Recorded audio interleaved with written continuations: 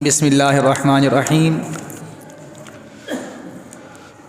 الحمد للہ رب العالمین والصلاة والسلام علی سید الانبیاء والمرسلین اما بعد فاعوذ باللہ من الشیطان الرجیم بسم اللہ الرحمن الرحیم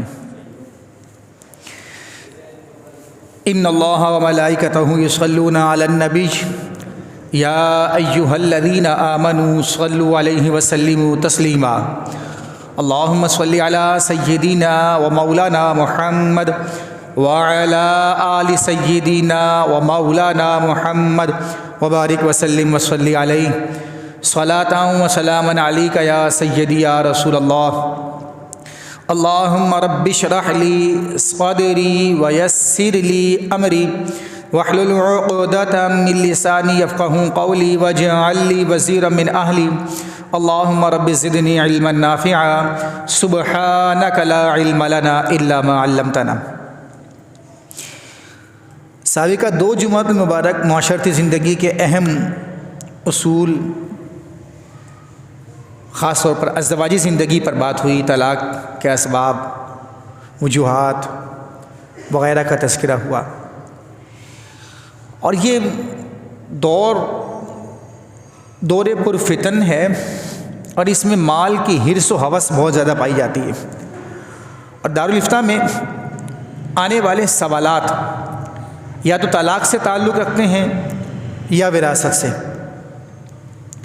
اور ان دو موضوعات پر بات کرنا، گاہے بگاہے کرنا، وقتاً فوقتاً کرنا بہت ضروری ہوتا ہے، تاکہ لوگ کم از کم اپنی معاشرتی زندگی کو بہتر کر سکیں۔ اور یہ وراثت اتنا ضروری امر ہے کہ رسول اکرم نور مجسم شاہ بنی آدم صلی اللہ علیہ وسلم نے فرمایا، تعلموا الفرائض، کہ وراثت کا علم سیکھو، وعلموها الناس، اور سیکھ کر پھر لوگوں کو بھی سکھاؤ، فإنها نصف العلم، کہ یہ آدھا علم ہے۔ اب یہ بھی ایک الگ ڈیبیٹ ہے کہ اسے آدھا علم کیوں کہا گیا۔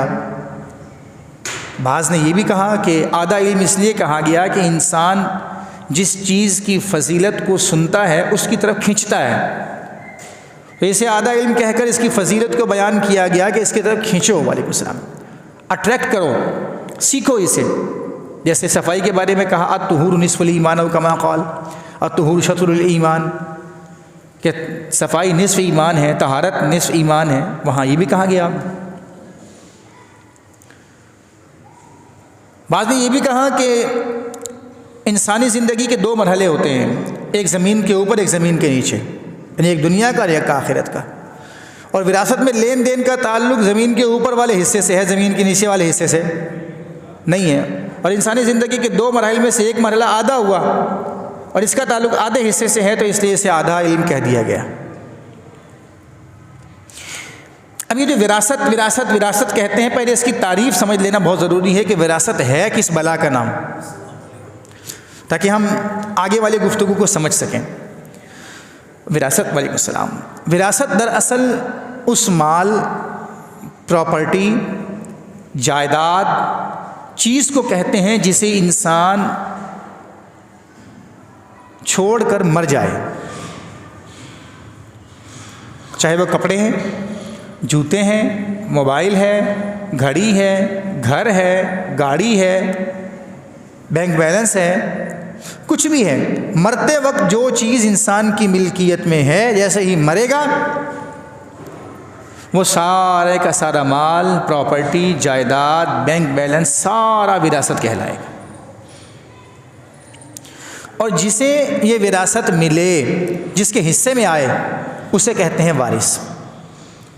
دو چیزیں سمجھنا بہت ضروری ہے، کیونکہ وراثت ساری پھر آگے اسی پر چلے گی۔ کیا کہا میں نے؟ پہلے وراثت کسے کہتے ہیں؟ وہ مال، وہ پراپرٹی، وہ جائیداد، وہ پیسہ، انویسٹمنٹ جو انسان چھوڑ کر مر جائے۔ ذرا ایک مرتبہ ریپیٹ کر لیں گے تو آپ کو یاد بھی ہو جائے گا۔ کیا کہا میں نے؟ وراثت کسے کہتے ہیں؟ وہ مال، وہ جائیداد، وہ پراپرٹی، وہ پیسہ، کپڑا لتا، جوتا، گھر، جو انسان کی ملکیت میں تھا اور انسان چھوڑ کر مر گیا، اسے کہتے ہیں وراثت۔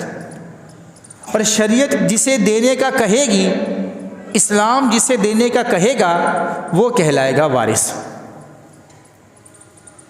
اب یہاں سے ایک بات آپ کو سمجھ میں آ جانی چاہیے، وہ یہ کہ بعض لوگ زندگی میں ہی، آج کل ہمارے بزرگ خاص طور پر، بولتے مرنے سے پہلے میں اپنا سارا مال بانٹنا چاہتا ہوں، بچوں میں تقسیم کرنا چاہتا ہوں، تاکہ میرے مرنے کے بعد لڑیں نہیں، ورنہ لڑیں گے خون خرابہ ہوگا، دشمنیاں ہوں گی، لڑائی جھگڑا ہوگا، فساد پھیلے گا، لہذا میں اپنی زندگی میں ہی تقسیم کرنا چاہتا ہوں۔ تو اب یاد رکھیے گا، یہ جو زندگی میں ہی تقسیم کرنا ہے، یہ وراثت نہیں ہے، کیونکہ وراثت کسے کہا تھا؟ جو مال چھوڑ کر مریں گے، وہ چھوڑا ہوا مال کیا کہلائے گا؟ وراثت۔ اور یہ تو مرے نہیں ابھی، یہ تو مالی کے جائیداد، مالی کی پراپرٹی، مالی کے مکان، مالی کے کپڑا لتا، یہ تو زندہ ہے ابھی، لہذا ان کا یہ تقسیم کرنا یہ وراثت نہیں ہے۔ پھر کیا ہوا یہ تقسیم کرنا؟ یہ کہلائے گا گفٹ، جیسے آپ عام طور پر بچوں کو شادیوں میں دے دیتے ہیں، ان کی سالگرہ پہ دے دیتے ہیں، اسکول کے لیے دے دیتے ہیں، جیسے وہ گفٹ کہلاتا ہے، وہ ہبہ کہلاتا ہے، ایسے ہی یہ بھی کیا کہلائے گا؟ ہبہ اور گفٹ کہلائے گا۔ ایسی بعض لوگ اپنے باپ سے کہتے ہیں، اپنی ماں سے کہتے ہیں، ہمارا حصہ دو اپنے مال میں سے، تمہاری پراپرٹی میں میرا حصہ ہے، مجھے میرا حصہ دو، میرا حق دو۔ کون سا حق؟ کون سا حصہ؟ بھائی میرے مال میں جو تمہارا حصہ ہے میرے مرنے کے بعد ہے، زندگی میں کوئی حصہ نہیں ہے۔ زندگی میں تو جو میرا ہے میں اس کا مالک ہوں، جس کو چاہوں دوں، جس کو چاہوں نہ دوں۔ لہذا یہ جو کہا جاتا ہے کہ میں زندگی میں وراثت تقسیم کر رہا ہوں، میں زندگی میں ہی بٹوارا کرنا چاہتا ہوں، بچوں کو ان کا حق دینا چاہتا ہوں، یہ جملہ غلط ہے۔ ہاں یہ بات یہاں سمجھ لینا ضروری ہے کہ زندگی میں ہی ماں باپ اگر بچوں کو لڑائی جھگڑے سے بچانے کے لیے اپنی طرف سے کچھ دینا چاہتے ہیں تو وہ دے سکتے ہیں، دینے میں حرج نہیں ہے، لیکن اس کے لیے ایک اصول یاد رکھیے گا۔ پہلے تو یہ بات سمجھ میں آ گئی کہ یہ وراثت نہیں ہے، جو زندگی میں تقسیم کر رہے ہیں والد صاحب والدہ صاحبہ، یہ وراثت ایک مرتبہ بول دیں گے تو یاد ہو جائے گا، یہ وراثت، زور سے بولے، وراثت نہیں ہے، یہ گفٹ ہے۔ اب گفٹ میں اصول شریعت نے یہ وضع کیا ہے کہ باپ اپنی اولاد میں برابر برابر تقسیم کرے۔ مثال کے طور پر 7 بچے ہیں، 4 بیٹے 3 بیٹیاں، اور سب میں دینا چاہتا ہے، تو شریعت یہ کہتی ہے کہ سب کو برابر برابر حصہ دے۔ یہاں ایک چھوٹا سا پہلے مشورہ دے دوں، پھر آگے چلتے ہیں، بات کو بڑھاتے ہیں۔ ہم یہاں پر مشورہ یہ دینا چاہتے ہیں، اور عام طور پر دیتے بھی ہیں، وہ یہ کہ جب اس طرح زندگی میں تقسیم کریں نا، سارا مال اولاد کو کبھی بھی نہ دیں۔ کیوں؟ جیسے ہی وہ مال آپ کے پاس سے نکلے گا اور اولاد کے پاس چلا جائے گا، اس مال کی وجہ سے بیٹا آپ کو ابا ابا کہتا ہے، اس مال کی وجہ سے بیٹی آپ کے آگے پیچھے گھومتی ہے، اور وہ مال جیسے ہی آپ نے سارا بچوں کو دے دیا تو آپ نے اپنے ہاتھ پاؤں کٹوا لیے۔ پھر دوا چاہیے تو بیٹا بیٹا کریں گے، آپ بیٹی بیٹی کریں گے۔ لہٰذا اگر کسی کے 7 بچے ہیں اور بیوی زندہ ہے تو اسے چاہیے کہ اس طرح مال تقسیم کرتے وقت 9 حصے کرے، ایک حصہ اپنے لیے رکھے، ایک حصہ بیگم کے لیے رکھے، اور 7 حصے ایک ایک حصہ اپنے بیٹے اور بیٹی کے لیے رکھے۔ حضرت نعمان بن بشیر رضی اللہ تعالیٰ عنہ صحابی رسول ہیں، آپ فرماتے ہیں کہ میری والدہ میرے والد صاحب سے کہا کرتی تھیں کہ میرے بیٹے کو کچھ گفٹ کرو، کچھ ہبہ کرو، فلاں باغ وغیرہ میرے بیٹے کو دو۔ فرماتے ہیں میرے والد صاحب یہ معاملہ ٹال دیا کرتے تھے، 1 سال تک ٹالتے رہے۔ ایک دن میری والدہ میرے والد صاحب کی ضد کرنے لگی کہ نہیں آج دینا ہے، تو کہا چلو ٹھیک ہے، میں نے فلاں باغ دے دیا۔ تو میری والدہ نے کہا کہ نہیں ایسے نہیں، چلو میرے ساتھ اور رسول اکرم صلی اللہ علیہ وسلم کی بارگاہ میں جا کر حضور کو یہ باغ دینے پر گواہ بناؤ۔ کہتے میرا ہاتھ پکڑا اور جلدی کہاں؟ سرکار کی بارگاہ میں. رسول اکرم نور مجسم شاہ بنی آدم صلی اللہ تعالی علیہ وآلہ وسلم کی بارگاہ میں حاضر ہوئے، سارا مسئلہ بیان کیا.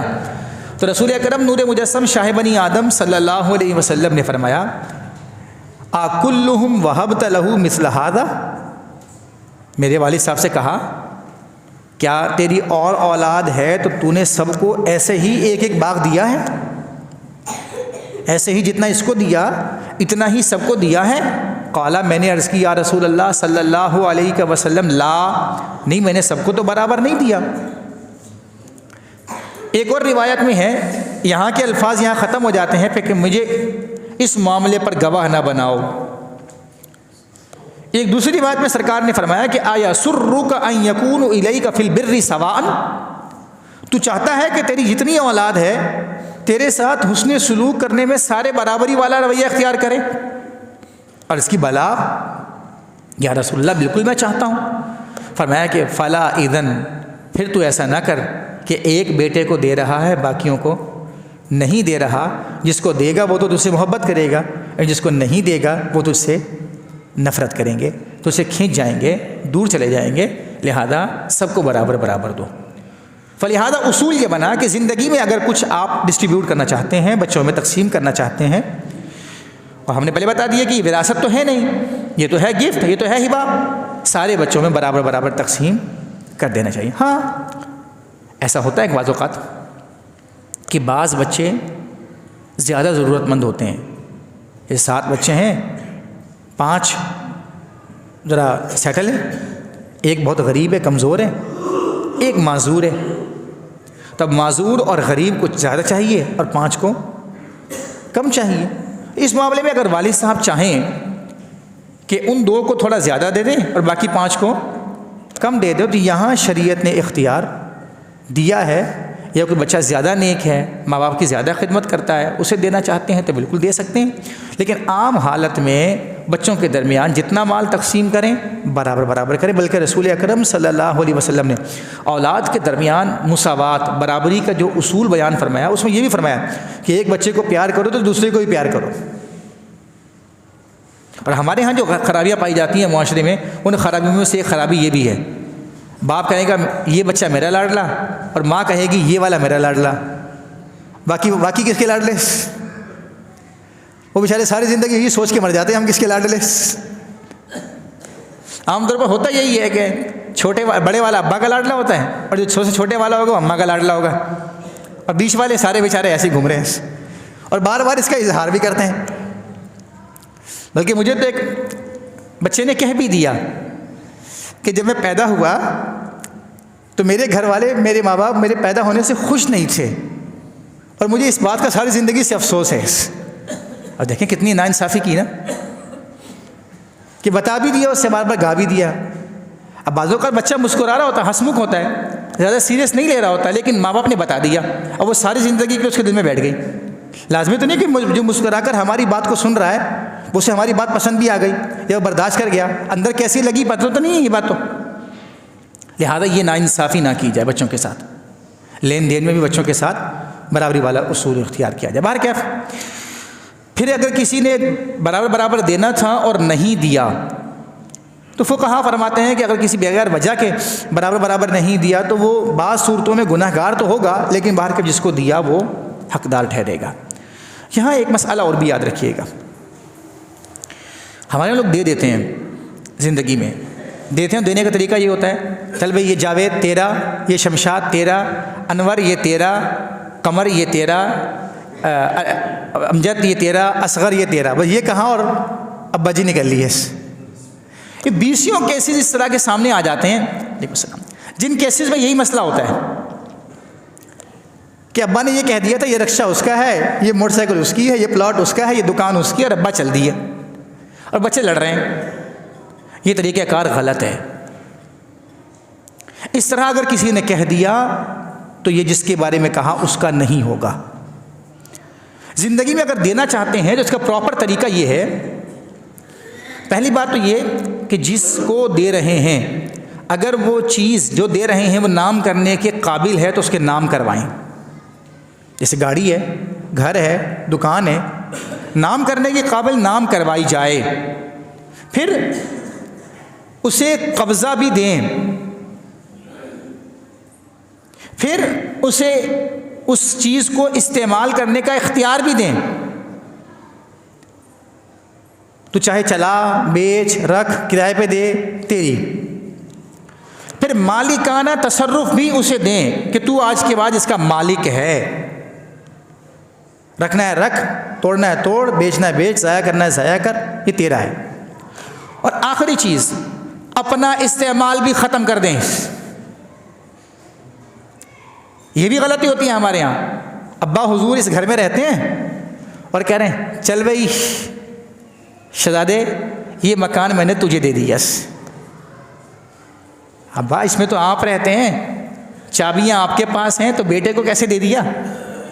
دینے کا طریقہ یہ ہوگا، یہ نام بھی کریں، چابی بھی اسے دیں، کاغذات بھی اسے دیں، اور ہفتہ ڈیڑھ ہفتہ کے لیے، 15 دن کے لیے، مہینے کے لیے اپنا سارا سامان لے کر وہاں سے نکلیں۔ پھر بیٹے کو محبت ہو تو باپ کو بلا لے دوبارہ، اب آپ میرے ساتھ ہی رہیں گے، اور آپ سمجھ سکتے ہیں کہ بیٹا بلائے گا یا نہیں بلائے گا۔ دیکھا، یہ آپ لوگوں کی مسکراہٹ بتا رہی ہے کہ بیٹے نے دوبارہ بلانا نہیں ہے۔ اس کا مطلب ہے جو آپ نے دیا تھا وہ دیا نہیں ہے، کیونکہ دیا ہوتا تو اس نے بلانا نہیں تھا۔ تو زندگی میں جو پراپرٹی تقسیم کرتے ہیں اس کے طریقہ یہ ہے، یہ چند شرائط ہیں، جب تک یہ شرائط پوری نہیں ہوگی تو سمجھیں کہ آپ نے پراپرٹی تقسیم نہیں کی،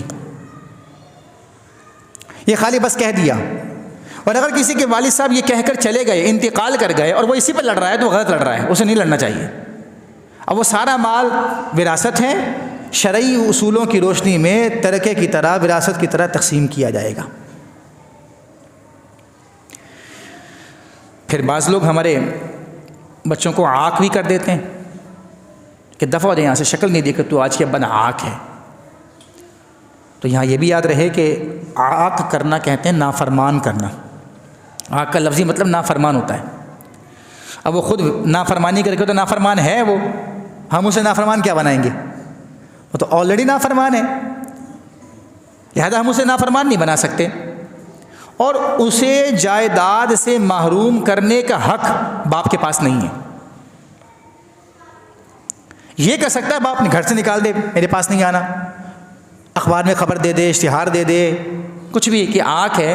اس کا اتنا سا فائدہ ضرور ہوگا کہ بچہ کوئی جرم کرتا ہے، کسی سے لین دین کرتا ہے، تو لوگ اس کی باپ کی گریبان نہیں پکڑیں گے، یہ فائدہ ہو جائے گا۔ لیکن باپ کے مرتے ہی باپ کی جتنی پراپرٹی جائیداد ہے اور بچوں کو ملے گی، اس کو بھی ملے گی، چاہے یہ شرابی ہو، جواری ہو، زانی ہو، بدکار ہو، نافرمان ہو، مار پیٹ کرنے والا ہو، گالیاں دینے والا ہو، اس کو وراثت میں حصہ ملے گا، کیونکہ یہ حق آپ کو شریعت نے نہیں دیا۔ آپ کے مرنے کے بعد شریعت نے آپ کے مال میں آپ کی اولاد کو حق عطا فرمایا ہے، اللہ نے عطا فرمایا ہے، لہذا ہم اسے نہیں چھین سکتے۔ پھر یہاں یہ بھی یاد رہے کہ سم ٹائم یہ بھی ہوتا ہے ہمارے یہاں، بچیوں کو وراثت میں حصہ دے دیتے ہیں۔ اور کیسے دیتے ہیں؟ وہ کہتے ہیں میں نے بچی کی شادی کر دی تھی، جہیز دے دیا تھا، بس بچی کا حق پورا ہو گیا، اب بچی کی ذمہ داری ختم ہو گئی، بس اب میں آزاد ہو گیا۔ اور یہی جملہ سیکھ لیتے ہیں بیٹے بھی۔ ابا کا انتقال ہے، بیٹا کہیں گے نہیں، اب ابا نے بہنوں کو تو دے دیا تھا نا، کیا دے دیا تھا؟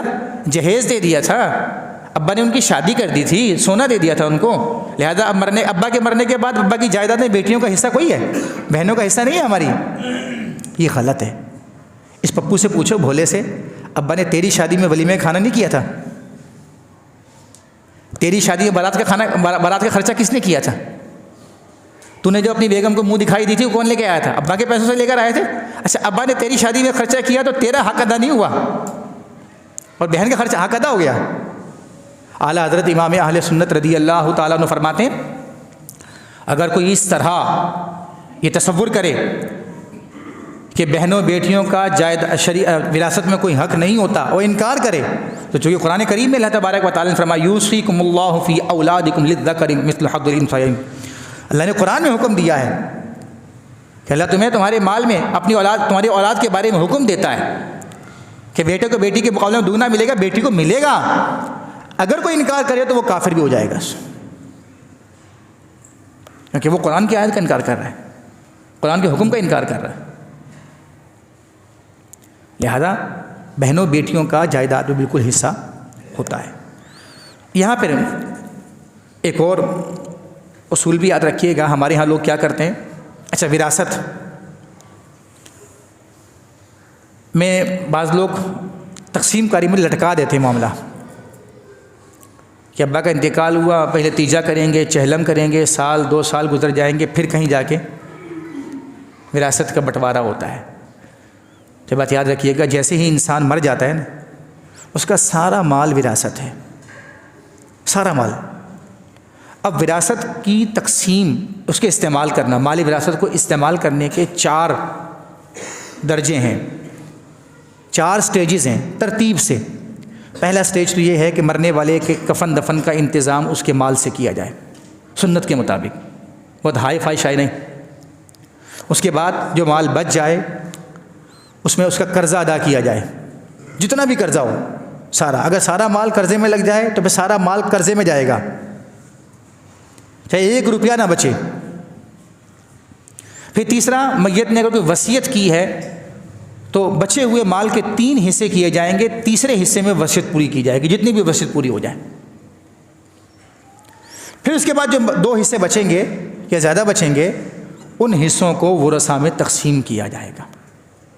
یہ میں سمجھا دوں تھوڑا سا کہ اگر کسی نے وصیت کی کہ میرے مرنے کے بعد میرے مال میں سے 8 لاکھ روپے یہ جامع مسجد غوثیہ کو دے دیے جائیں، اس کے مدرسے کو دے دیے جائیں، اور انتقال ہوا اور اس کی پراپرٹی ہی 15 لاکھ روپے تھی، 2 لاکھ روپے قرضہ تھا، اب 2 لاکھ قرضہ، 15 لاکھ چھوڑ کے گیا، باقی کتنے بچے؟ زور سے بولیں، 13 لاکھ۔ اب 13 لاکھ میں اس نے وصیت کتنے کی ہے؟ 8 لاکھ کی، لیکن 13 لاکھ کے 3 حصے کریں تو کتنے بنتے ہیں؟ کم و بیش 4 لاکھ سم تھنگ۔ تو اب 8 لاکھ کی وصیت پوری نہیں کی جائے گی، بلکہ 4 لاکھ پورے دے دیے جائیں گے، باقی وصیت ختم۔ اور باقی جو بچیں گے پیسے 8 لاکھ کے لگ بھگ، وہ والے پیسے ورثاء میں تقسیم کیے جائیں گے۔ اور اگر کسی نے 2 لاکھ روپے دینے کی وصیت کی تھی اور پیسے کتنے بنتے ہیں؟ 4.25 لاکھ یا 4 لاکھ سم تھنگ، تو 2 لاکھ کی وصیت پوری کر کے باقی سارے پیسے کہاں آ جائیں گے؟ ورثاء میں تقسیم کرنے کے لیے۔ 1/3 سے زیادہ میں وصیت پوری نہیں کی جائے گی۔ یہاں یہ بھی اصول یاد رکھیے، رسول اکرم صلی اللہ علیہ وسلم نے فرمایا لا وصیۃ لوارث، اگر کوئی یہ وصیت کرے میرے بیٹے کو اتنا دے دینا میرے مرنے کے بعد، جو حصہ بنتا ہے بنے، لیکن میری طرف سے اتنا بھی اور دے دینا، یہ وصیت وارث کے حق میں ہے، اور جسے شریعت نے وارث بنایا ہو اس کے حق میں وصیت نافذ نہیں ہوتی۔ ہاں یہاں یہ ہو سکتا ہے کہ باپ نے کہا تھا کبھی، جیسے 7 بچے ہیں، 1 بیٹا اپاہج ہے، باپ نے کہا یار میرے مرنے کے بعد میری طرف سے اسے 1 لاکھ روپے دے دینا، اور باقی 6 بالغ ہیں، ان کے پاس جتنے پیسے ہیں انہوں نے کہا ہم اپنے پیسوں میں سے، سارے بالغ ہیں، نابالغ نہیں کر سکتا، سارے بالغ ہیں، کہہ رہا اپنے پیسوں میں سے 20 25 ہزار روپے کم کرتے ہیں اور کم کر کے اپنے اس بھائی کے لیے چھوڑ دیتے ہیں، ہمارے والد صاحب نے کہا تھا۔ وہ ایسا کر سکتے ہیں، لیکن وارث کے حق میں وصیت نہیں ہوتی۔ اور 2 سوالات میں اور عرض کر دوں، پھر اس کے بعد انشاءاللہ اجازت چاہوں گا، بقیہ گفتگو اسی ٹاپک پر انشاءاللہ آئندہ جمعہ کریں گے۔ ایک سوال کیا گیا تو رکوع کرنے کا سنت طریقہ کیا ہے؟ تو یہ مردوں کے لیے یاد رکھیے گا، رکوع کرنے کا سنت طریقہ یہ ہے کہ اپنے گھٹنے بالکل سیدھے رکھیں، پاؤں کو بالکل سیدھا رکھیں، اور سیدھا رکھنے کے بعد گھٹنوں کو اس طرح پکڑ لیں، مضبوطی سے پورا پکڑنا ہے، رسمی طور پہ ایسے ہاتھ نہیں رکھنے بلکہ پورا پکڑنا ہے ایسے گھٹنوں کو، اور ہاتھ ایسے بالکل سیدھے کر کے اپنی کمر کا سارا زور گھٹنوں پر دیں، اور گردن کو ایسے بالکل جھکا نہ دیں کہ گردن بری لگے، بلکہ تھوڑی سی اٹھا کر کمر کی بالکل سیدھ میں کریں۔ یہ ہے رکوع کرنے کا سنت طریقہ۔ پھر ایک سوال یہ کیا گیا تھا کہ سلام پھیرنے کا درست طریقہ کیا ہے؟ تو سلام پھیرنے کا درست طریقہ یہ ہے کہ جب امام صاحب السلام علیکم ورحمۃ اللہ کہہ دیں تو امام صاحب کے کہنے کے بعد شروع کریں، اور امام صاحب کے ختم کرنے کے بعد ہی ختم کرنا ہے، اور سلام پھیرتے وقت السلام علیکم ورحمۃ اللہ، دائیں طرف سلام پھیریں تو دائیں طرف والے کندھے کو دیکھیں، بائیں طرف سلام پھیریں تو بائیں طرف والے کندھے کو دیکھا جائے، یہ سنت ہے۔ بعض دوستوں کو دیکھا گیا ہے کہ وہ سلام پھیرتے ہیں تو السلام علیکم ورحمۃ اللہ، السلام علیکم ورحمۃ اللہ، یہ غلط طریقہ ہے۔ بلکہ یہاں فقہا نے لکھا کہ سلام پھیرتے وقت یہ بھی نیت کریں کہ جب یہاں سلام پھیریں دائیں طرف تو دائیں طرف کے جتنے نمازی ہیں سب کو سلام کرتا ہوں، دائیں طرف کے فرشتوں کو سلام کرتا ہوں، اور امام صاحب جس طرف ہوں امام صاحب کو بھی شامل نیت کر لیا جائے۔ یہی حال بائیں طرف بھی ہو کہ بائیں طرف بھی سلام پھیرتے وقت نیت کر لی جائے، جتنے نمازی ہیں سب کو سلام کرتا ہوں، فرشتوں کو سلام کرتا ہوں، امام صاحب اور اس طرف ہو تو مؤذن صاحب ہو تو ان کو بھی شامل نیت کر لیا جائے۔ اللہ تعالی ہم سب کو عمل کی توفیق عطا فرمائے، آمین ثم آمین یا رب العالمین۔ سبحانک اللہم و بحمدک، لا الہ الا انت، استغفرک و اتوب الیک۔